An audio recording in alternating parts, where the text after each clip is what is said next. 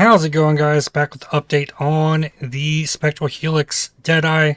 Currently level 95 in solo self-found. And still rocking a 5-link, though I did get the MTX for the skill, because without it, it's really hard to see what you're hitting and what's going on once things get crazy. So, got that. So, I'm going to go over the character a bit, updates, and then I'm going to run this Underground Sea Memory of Crystal Prisons, which I'm not sure what that entails. Should be fun to look at. So, I wound up with a better claw. I've been using essences to craft these. Got something that rolled well with crit chance, all 3 elements, and was able to use an exalt to craft attack speed on it. For the league, like this is trade and SSF, I've dropped 5 divines and 5 exalts and 12 divines so far.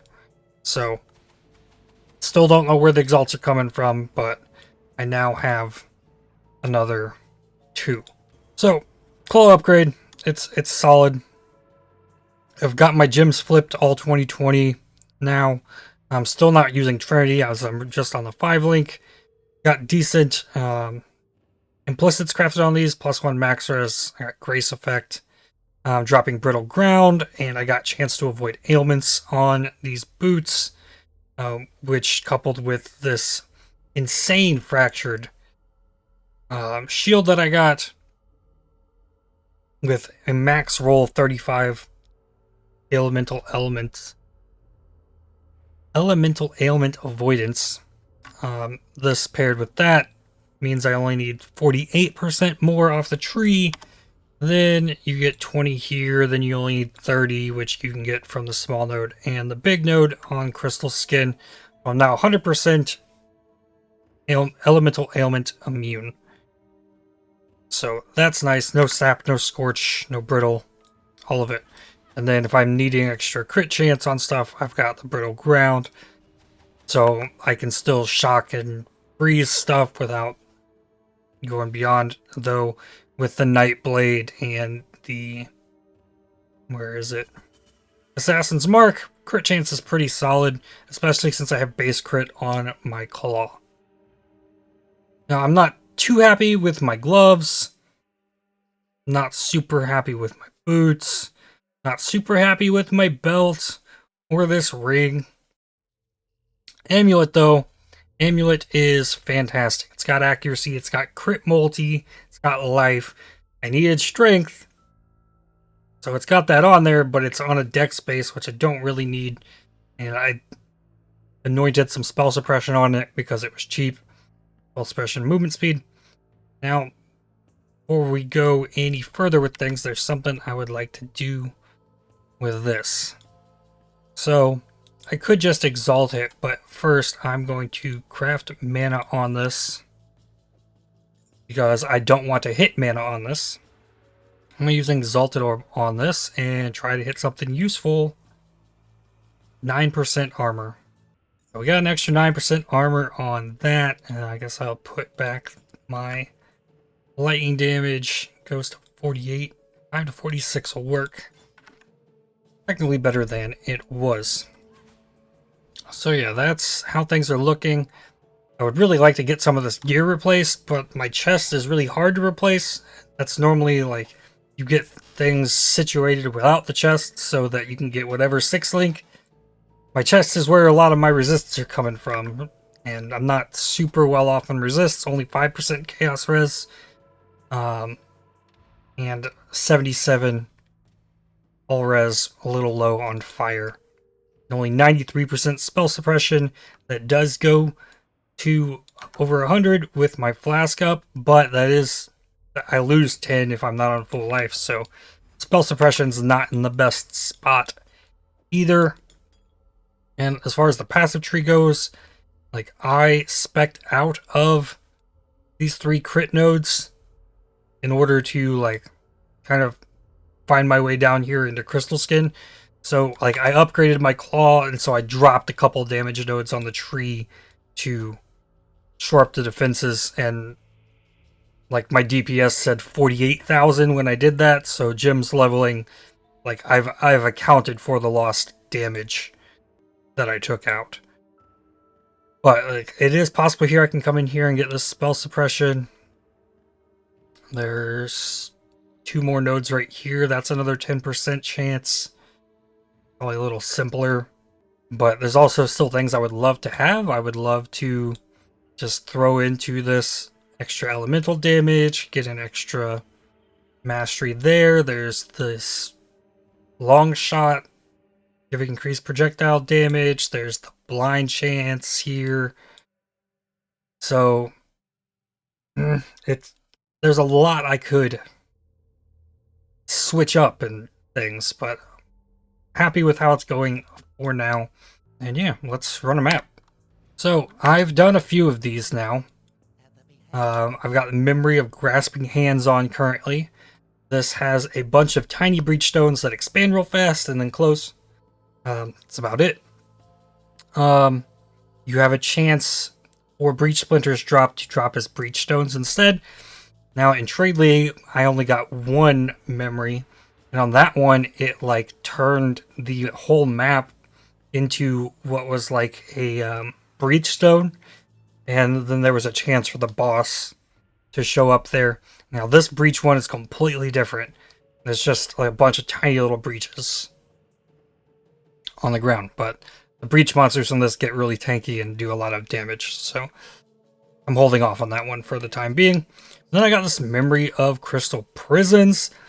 This one says essences imprison a rogue exile, and the monsters have 4 essences. They're found at a tier higher and duplicated by Shrieking Essence, I think. This could be insane. So let's see what this is. This is the first one of the chain of this. So I've not seen an imprisoned rogue exile that has potential to get duplicated yet. As far as clears going, like I'm doing T16 maps with ease. No issues at all. Even the boss damage is feeling okay. I know I get the 6th link, or if I even like found a way to get Trinity into the 6th link, that would be fine. Okay, so what do we've got? Eon Greyfur, Shrieking Essence of Hatred, and of Spite, so it should get duplicated when I open this. And I've got my Hydrosphere linked with Hex Touch Elemental Weakness, increased AoE, so like I'm getting a lot of extra damage off of that. So even it, yeah, and there's 2 of them. This is a pretty safe one, I'm guessing. I can only apply the mark to 1 of them, but the one that's marked lowers the damage of the other one.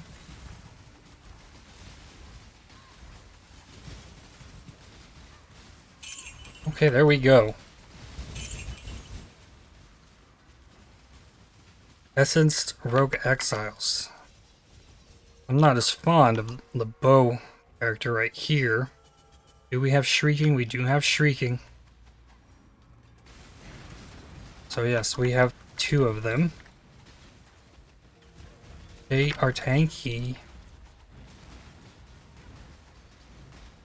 At least they don't have Arch Nemesis mods on them too, like normal Essence monsters do. They're kind of nice in that regard. They are inflicting fire exposure on me, which is dropping me below max fire res. Oh, I got cursed with an elemental weakness somehow. That's not good.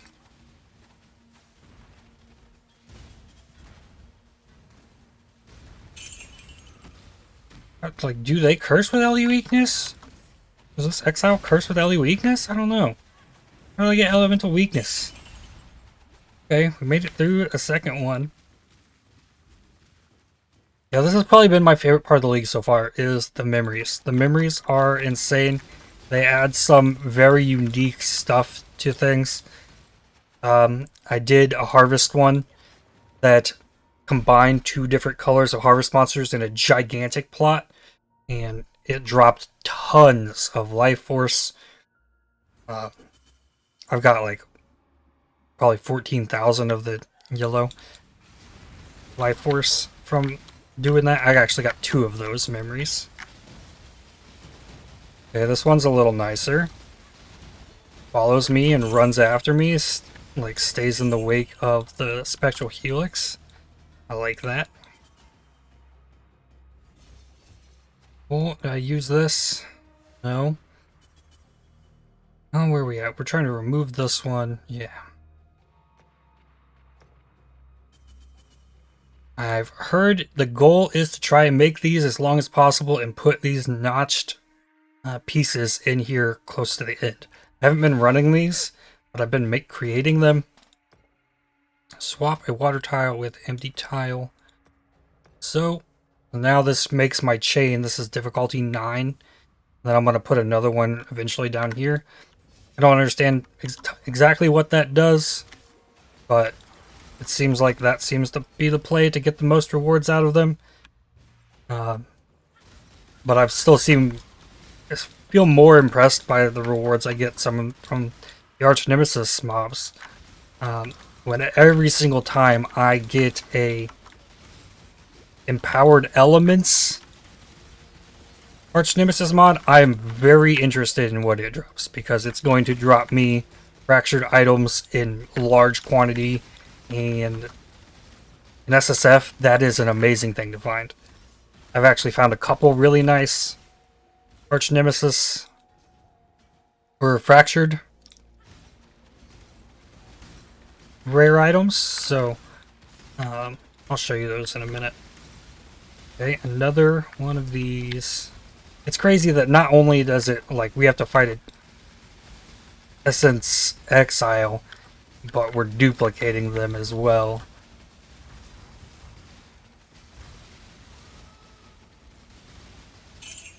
Very crazy.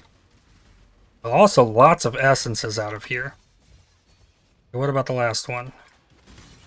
Ulysses Morvant. I'm not sure what this one is. It does block attacks, though. Stuff that block attacks kind of sucks. I will say, though, that after like the Arch Nemesis nerfs that came almost a day ago now, that's made things much easier. The things that were really problematic for me before, Sentinel and Prismatic, because this is an attack build, things block takes reduced damage, or Prismatic has reduced elemental damage of all elements, so oh, this is, oh, no. Okay, nope, we're not fighting that. Sorry. I am trying to level to 100 on this character, and double essence drain? No, thank you. Sorry, but not gonna happen. I could drop my XP back down to 0 fighting that combo. We're just gonna not. But the map boss, that's fine. First build I played in a long time that, like, giving monsters spell suppression doesn't matter. Found that pretty nifty. And then if I run a hexproof, I was still cursing with my mark. I can still get the exposure from Hydrosphere. And if I can't inflict exposure, my Hydrosphere still does work because it applies curse. So, cool stuff. Alright, so something I like to do in SSF, this will be the first time I've done it this league, is I like to show off the cool stuff that I was able to find. A little show and tell segment at the end of every video. So these are all of my mirrored tablets, monster level 83. I've been trying to stack them up as much as possible. Eventually I will get around to running those. But so we'll start with the Barracks Respite. This was the first unique ring of the set that I dropped, but there's also usually the rarest one. And then if I get all 3 of them, need a Barracks Grip. If I get all 3 of them, I can make the Taming. The taming will go onto this build. 20% increased damage with hits and ailments per free shocker ignite on enemy. I do all 3 elements. I should be able to do all 3 of those. 20 to 30 all res, fantastic. 30% elemental damage, that's a plus. That goes with this 60 potential, that makes it 90. And then 30% elemental damage with attack skills. This makes it 120% increased elemental damage with upwards of 40 all res. So yeah, that's going to be in this build at some point. Once I get the last one, got a pair of Syntrex, max roll and evasion. If I could fit this in, I would, because this is a lot of evasion ES.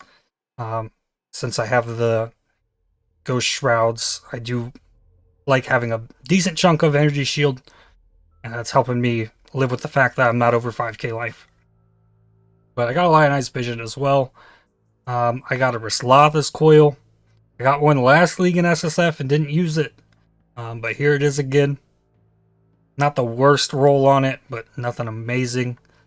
2 off perfect Heretic's Veil. I do like this item. Really nice for using Gems of Blasphemy. Get additional curse. Levels as well to go with this. Big evasion, big energy shield on that. Comb's Roots, 199 on that. It's like you can't just divine these anymore if you get like Comb's Roots and you want a higher thing. Like divines are very limited. So here I've got over 300 ES Spirit Shield with Avoid Ailments and Fire Res. Not the worst, not the best, but +1 Fire Gems, T2 flat fire with T2 fire mana hybrid. This is amazing. It still needs suffixes, but I could craft fire.multi on this and have an amazing ignite build.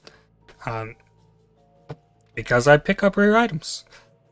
And then yeah, this is set here right beside it with fire damage, fire.multi to go with that. So interesting things brewing here, but that's kind of what I did the last league. I played the Flame Blast Ignite, I played Fire Trap, trying to dig into new things here, like we are with the Spectral Helix. So the div cards, I dropped one of the Squire, or the Shield Bearer. So this is 1/8 of a Squire Shield. I don't know where this drops. This came out of a stacked deck. So it would be amazing to have a Squire at SSF, or maybe we gamble it. And I also have a Sephiroth. This came from a Divination Strongbox, which I've seen these quite often from Divination Strongboxes. If you roll them to have currency items, you can get lots of these. Used to find these a bunch back when we were doing Monstrous Treasure nonsense.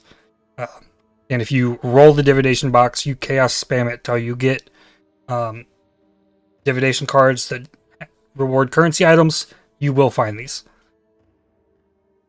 I imagine the weighting is probably not changed on this, as the only other real source of them outside of stacked decks and dropping one off of a Dominus boss skill. So what do we got here? I got other memories.